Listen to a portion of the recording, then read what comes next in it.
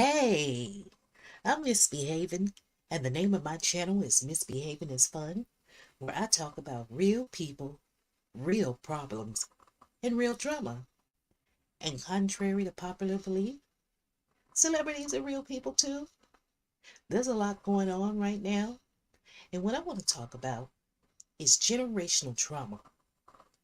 You see, generational trauma, also known as intergenerational trauma, refers to the passing down of traumatic experiences or stressors from one generation to another. This specific type of trauma often happens as a result of direct personal experiences, witnessing acts of violence, or residing in environments where the threat of violence is ever present. Such trauma can manifest in various ways, including anxiety, depression, and PTSD. Growing up in the hood, you experience those things. There's shooting all around. If you happen to grow up in a single parent home, your mother has to work. And if you're the oldest like I am, I was often tasked with looking after my younger siblings. I was called a latchkey kid. And I firmly believe that kids that survive trauma end up becoming adults that cope with trauma. And it's like a defense mechanism. It's something that was passed down to us from our ancestors.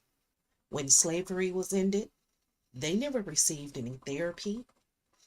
And as a Black woman here in America, whether you're married or a single mother, you have bills to pay. You have to go to work.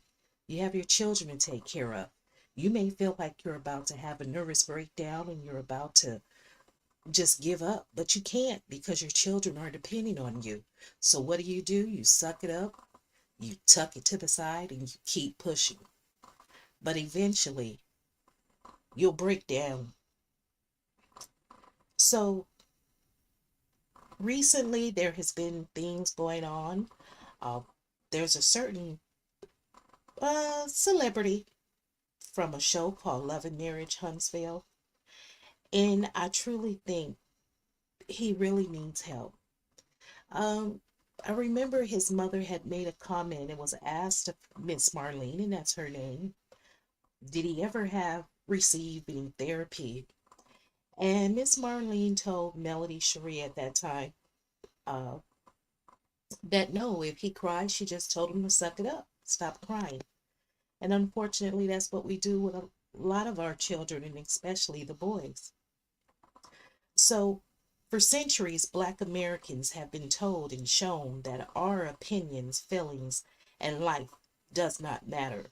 We've been taught to never show any signs of weakness, and if you're a boy, you better not cry.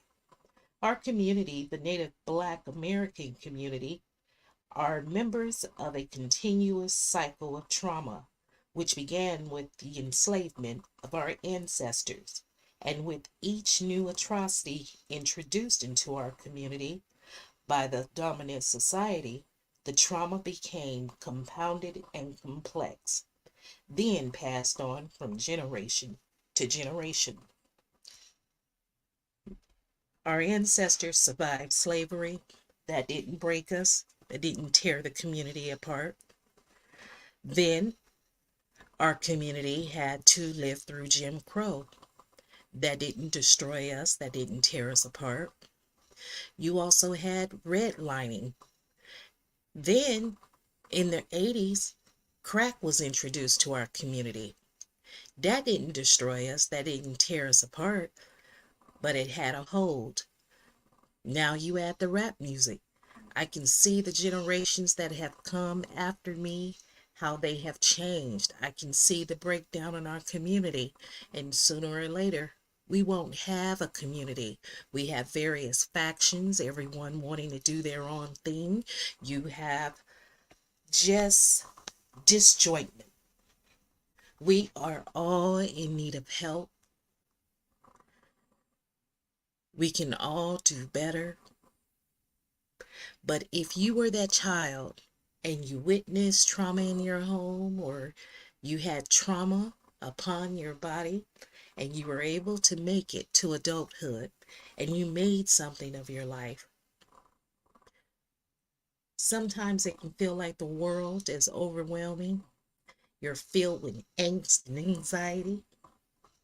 Reach out and talk to someone, because the life you saved may be your own.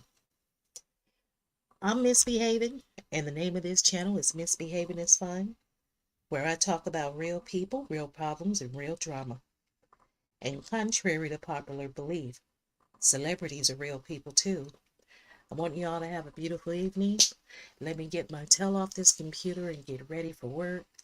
And I'll see you all in a couple of days.